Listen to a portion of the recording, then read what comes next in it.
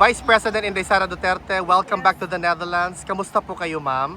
Thank you for the welcome, and I welcome as well our mga kababayan na galing sa iba't ibang bansa na nandito sa Den Haag. I'm okay, walang problema. VP Inday, I think a lot of people wants to know, kamusta po ang inyong ama, ma'am? That's the burning question naman all the time. Okay lang naman siya, wala po siyang problema. We had productive discussion about politics. So, ang gusto lang, naubos yung oras namin sa kakatanong niya sa estado ng politika sa Pilipinas. Ma'am, it seems that notably 30 minutes early yung pag-out niyo, ma'am. Is this a new development? Kasi 2:45 pa man, ma'am, wala pa nag 3 o'clock. 1:30, 2:30. O, sa oras naman di ay? 2:44 pa, ma'am. Malibre ang oras ko. Sa? 2:44 pa, ma'am. 2:44, so 15 minutes early. Mga 20. Wala akong kabantay. Wala akong kabantay. Okay. Actually. But everything is okay naman so far, ma'am. Mo, dating nga nito, no? Wala ka, VP. Actually, nag-chismis magod mi ni Pierre ni kaganina. Tapos, sulti na ang security na I have to go daw, I have to go. And then PRD requested 5 minutes extension para lang mahuman ang chismis ba.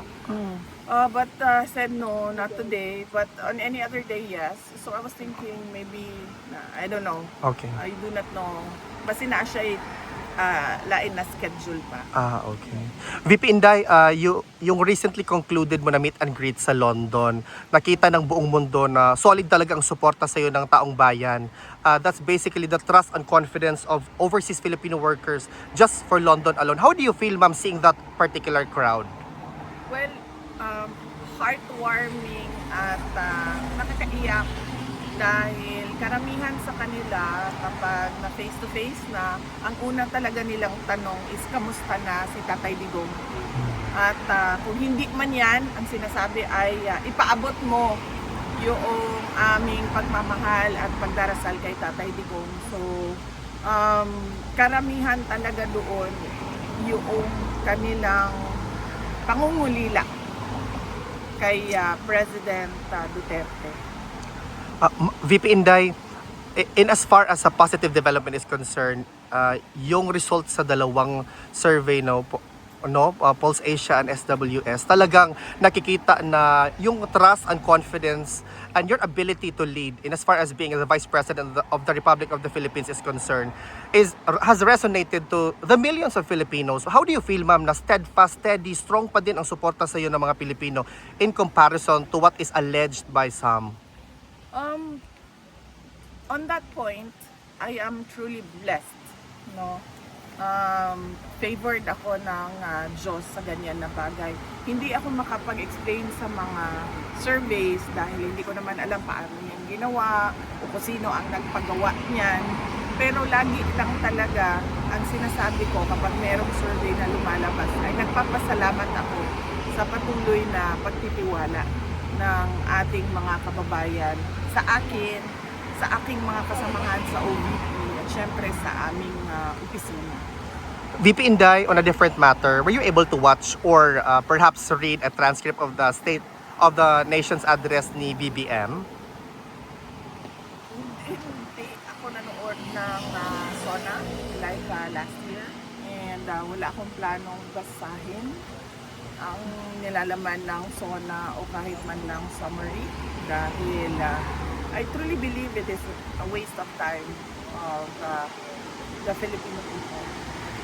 VP, marami po ang nagtatanong, how do you maintain the radiant glow na talagang shining, shimmering, splendid ka talaga? From SONA to beauty and wellness. Akyat puti. Kasi ma'am, ang dami nagtatanong, ma'am, how do you keep such a radiant glow knowing na kabilat kanan yung atake sa iyo, ma'am, may it be personal or political? Hindi ko lang alam ha, sandali lang. Gusto ko lang matanong kung hindi ba ganito ang glow ko noon, 2022?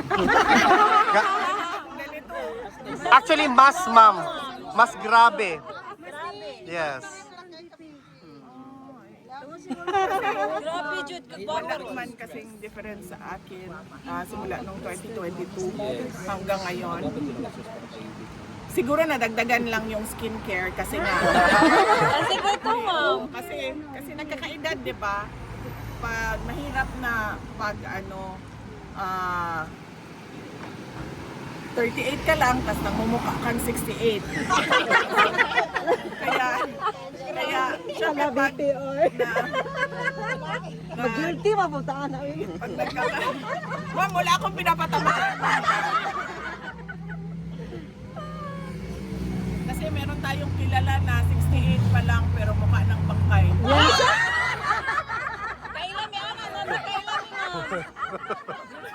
So wala naman nagbago sa akin ma'am simula nung 2022. In fact, before 2022. Pareho lang yun. Yun lang na meron na akong awareness ngayon sa aging ng mukha. Kaya meron ng mga Sunblock, ma'am. meron ng mga yung sinusulat ng dermatologist na skincare. Okay. VP, meron bang gustong ipahatid si former president sa mga Pilipino, ma'am? Na alam niyo naman talaga, ma'am, we have been doing this for more than a year, but strong and steady pa din. In fact, ma'am, on Wednesday, we actually have a gathering prepared to echo the voice of Filipinos from all over the world. Yes, oo. Meron tayong rally sa Wednesday, July 29 sa harap ng ICC. And this is a Free Duterte Now rally. And we will talk about the injustice that was done to President Rodrigo Duterte. Pinaalam ko ito kay President Duterte at sinabi ko sa kanya na I do not think this will help your case since from previous rallies napapansin namin na kinukuha ng ICC yung mga sinasabi natin at ginagawa nilang basihan sa kanilang mga desisyon. And then he said na bakit pa kayo mag-rally? What for? Sabi ko, para lang malabas namin yung galit namin. At marinig ng buong mundo yung galit ng mga Pilipino sa ginawa sa iyo. And then sabi niya, okay, bahala kayo kung yan ang gusto ninyo. But I warned him that it will not help his case and he said no, okay na. Kung ano yung gusto niyo. And you, ma'am, as our hope, the torchbearer for the light na makikita namin sa 2028, the future President of the Republic of the Philippines. What's your message to your supporters, ma'am, na talagang lalaban hanggang sa dulo para sa bayan? On that note din, I am truly blessed kasi simula nung 2016 hanggang 2019, midterm elections ng presidency ni PRRD. Noong 2022, 2025, pinakita din yon ng mga tao yung kanilang suporta. Hanggang ngayon, nandyan pa rin yung pagtitiwala at suporta ng ating mga kababayan. In fact, hindi lang yung kanilang suporta, hindi lang siya na parang, oh, gusto ko siya, sinusuportahan ko siya.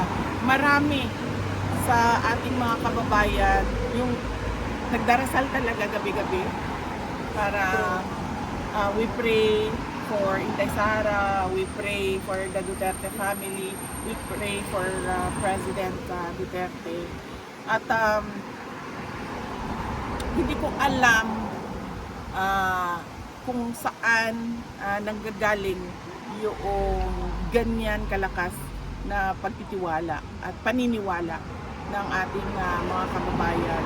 Pero kami, tulad ko, ako, tuloy-tuloy lang talaga ako sa trabaho ko. Kung ano yung mandate ng Office of the Vice President, apart from the Vice President being a constitutional successor, kung ano yung mga merong budget na mga programs and projects sa loob ng aming opisina, yun lang din at yun ang ginagawa namin. VP Inday, on behalf of the Filipino all over the world, asahan niyo po ang suporta namin sa 2028. Duterte!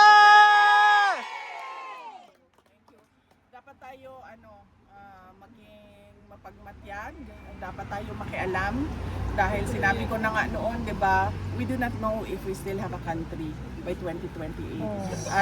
And at the rate that this dictatorship is going, we do not even know if there will be elections on 2028. Just keep Kaya, praying, ma'am. kaya, yes ma'am, yung unang-una, dasal. Tapos pangalawa, kailangan talaga tayo makilahok, makialam, pumuna sa ginagawa ng administrasyon. Maraming salamat. Question ka? Ma'am, question.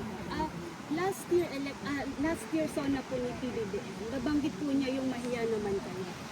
And then according to him, ma'am, he's the one na na-expose about sa corruption, especially po sa flood control scheme. And then sabi po niya, wala daw pong administrasyon ng mga nakaraan ang may nagawa tungkol dito. Siya lang daw po ang may mga napakulong and then may na-frozen na asset. Wala naman siya napakulong sa flood control scandal eh. At saka, yung sinabi niya na mahiya naman kayo, it was a PR stunt na sinali nila yung linya na yon sa speech niya na nag-backfire. Dahil ang katotohanan naman kasi talaga, ghost projects yung flood control kung hindi man substandard, unfinished or substandard projects. No? So, sinasabi niya na lang yan ngayon na parang ako yung nagsabi ng mahiya naman kayo para mailayo niya yung sarili niya doon sa flood control scandal.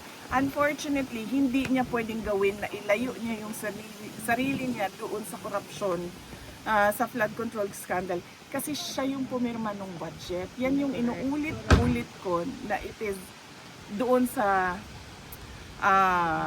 pag-file ng impeachment case sa kanya. Yun yung impeachable offense doon. Nagpumirma ka ng budget na alam mo madaming insertions. Na alam mo yung NEP mo hindi na siya yung lumabas na GAA. At kahit pa man na nakikita mo na merong anomalya doon, pinirmahan mo pa rin yung budget. Kaya hindi niya pwede ilayo yung sarili niya just by saying na ako yung presidente na nagsabi na mahiya naman kayo at ako yung presidente na nagpakulong dahil wala namang nakulong eh na walang nakulong na mga tao na tumanggap ng mga maleta na galing sa flood control scandal. And ma'am, kanina sa zona po niya, nabanggit po niya na malapit na daw, or kakasuhan na daw po si Romualdez at may mga congressman na po na parang magsiserve na po na sila ng warrant po sa mga congressman na involved po sa flood control scandal. Di ba yan din yung sinabi niya last year, bago mag-December may makukulong na. So meron bang nakulong bago mag-Christmas? Wala.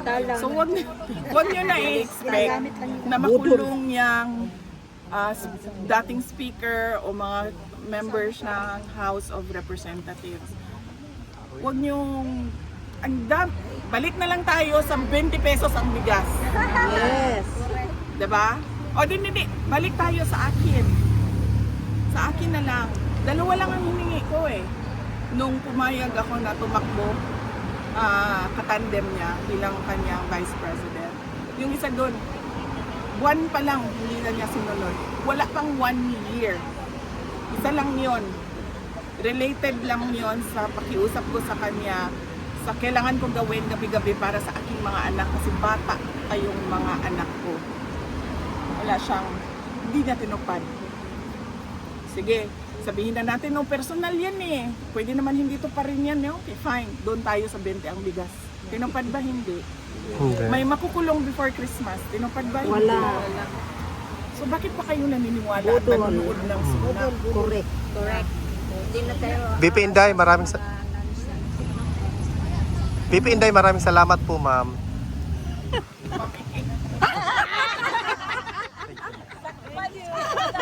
Picture na ta, ma'am.